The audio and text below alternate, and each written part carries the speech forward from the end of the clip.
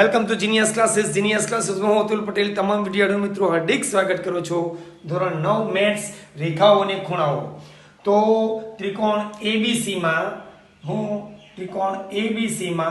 ખૂણો એબીસી બરાબર કેટલો હશે 70 એબીસી એટલે આ ત્રિકોણ એબીસી છે.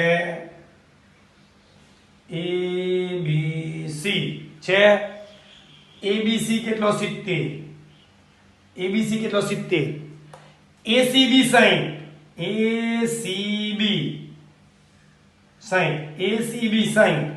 ACB 60 ABC ABC 70 ACB 60 ACB 60 ABD શોધો એટલે અહીંયા આપણે દોરવાનું શું એબીડી શોધો એટલે કે બહિષ્કોણ. આ ઇન્ટિરિયર ખૂણો, આ એક્સટીરિયર ખૂણો, બહિષ્કોણ. એસીઈ શોધો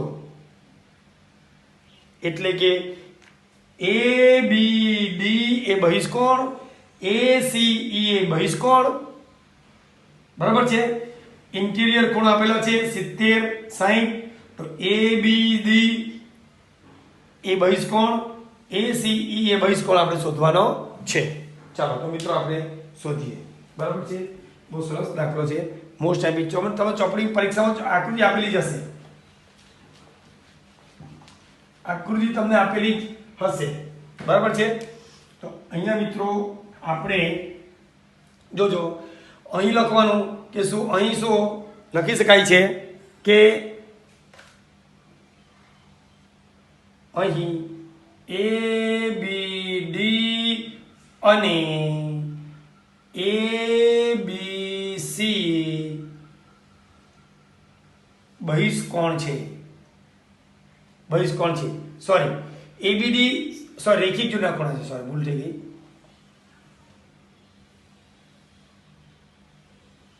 રેખિક જોડના ખૂણા કઈ રીતે? આ રીતે આ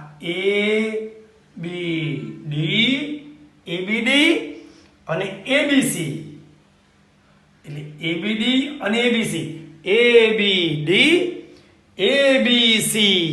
રેખિક જોડના ખૂણા છે અને રેખિક જોડના ખૂણાનો સરવાળો કેટલો 180. આ કેટલા છે 70, આ કેટલા છે 70 તો આ કેટલા થાય 110. એટલે એબીડી વત્તા એબીસી રેખિક જોડના ખૂણા રેખિક જોડના ખૂણાનો સરવાળો કેટલો 180 માટે લખાય મિત્રો શું લખાય? હવે આપણે લખીએ કે ભાઈ એબીડી અને એબીસી રેખિક જોડના ખૂણા છે માટે એબીડી વત્તા એબીસી બરાબર 180. એબીડી વત્તા એબીસી બરાબર 180. એબીડી વત્તા એબીસી બરાબર 180. ચાલો હવે એબીસી કેટલો છે 70 એટલે એબીડી આપણે શોધવાનું એટલે એબીડી બેઠો બરાબર 180.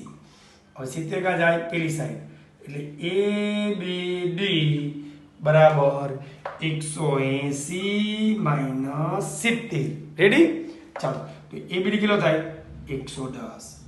એબીડી બરાબર 110.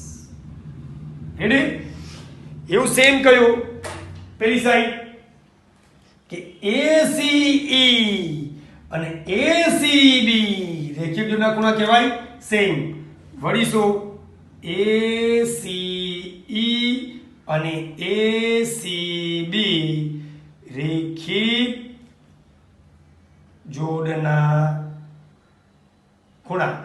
એસીઈ એસીબી રેખિક જોડના ખૂણા ઊંધો ટી કહેવાય એસીબી અને એસીઈ રેખિકનો ખૂણો કહેવાય. એમાં આ કેટલો 60 તો 180 માંથી 60 કેટલા રહે 120 પડી. હવે આને રીડ કરવી તો કેટલો કરાય? લખવાનું કે એસીઈ વત્તા એસીબી કેટલો 180. રેડી? જવા દે માટે ACE વત્તા ACB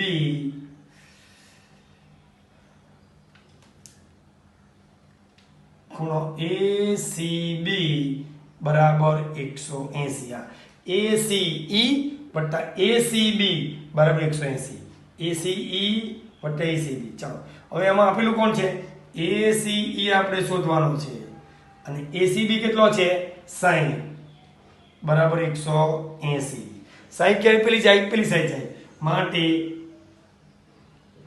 ACE બરાબર 180 માંથી સાઈડ જાય કેટલા રહે? 60. સાઈડ આવે? આવી ગયો 60? સાઈડ આવી ગયો એટલે આ કેટલો થયો? આ કેટલો થયો? આ કેટલો થયો? ABD કેટલો થયો? 110. AC કેટલો થયો? 60. વળી અહીંયા ખૂણો એ માંગ્યો છે તો ત્રિકોણના ત્રણ ખૂણાનો સરવાળો કેટલો? 180. A વત્તા B વત્તા C 180. એમાં આ બે થઈ કેટલા? 70 ને કેટલા? 60. એટલે 6 12 ને 130 થયો. આ વત્તા આ બરાબર 180. એમાં આ બેનો સરવાળો કેટલો? 60 ને 60 120 120 તો 130 60 ને 130. હવે 180 માંથી 130 બાદ કરે તો કેટલા આવે? 50. તો આ કેટલો થાય? 50. કેટલો થાય? 50. રેડી? એટલે એ ખૂણો કેટલો થયો? 50. રેડી ને? તો આ રીતે મિત્રો શું રીત લખવાનું કે A વત્તા B વત્તા C બરાબર 180. એ બેઠો વત્તા B અને C 130 એટલે A વત્તા 130 બરાબર 180 માટે A બરાબર 180 માટે 130 એટલે A બરાબર 50. રેડી? તો મિત્રો આ રીતે આપણે આ જે છે ABC ની અંદર ABD અને ACE બહિષ્કોણ છે તો બહિષ્કોણના માપ મળ્યા. તેની અંદર આ બેનો સરવાળો 180 હોય, આ બેનો સરવાળો 180 હોય તો થઈ જાય. જો બીજું એક પૂછું આપું, માનો કે આમ છે, ચાલો માનો કે આ 100 છે અને આ માનો કે 120 છે તો આ બે રેખીય ખૂણા કહેવાય. તો આ રેખીય ખૂણા માટે આ કેટલો? 100 તો આ કેટલો? 80. આ 120 છે. આ બે રેખીય ખૂણાનો સરવાળો 120 તો આ કેટલો આવે? 60 થાય. વળી ત્રણ ખૂણાનો આપણો સરવાળો 180. 8 ને 14 140 બેનો સરવાળો 140 તો આ કેટલો આવે? 40. બરાબર છે? એટલે આ ખબર હોય તો આ મળે, આ ખબર હોય તો આ મળે અને આ બે ખબર હોય તો આ મળે. એટલે આ રીતે મિત્રો આ ત્રિકોણની અંદર બહુ સરસ ખૂણા શોધી શકાય છે આ રીતે. બરાબર છે? તો હું આશા રાખું છું મિત્રો ચોક્કસ તમને આવડ્યું હશે. Thank you very much.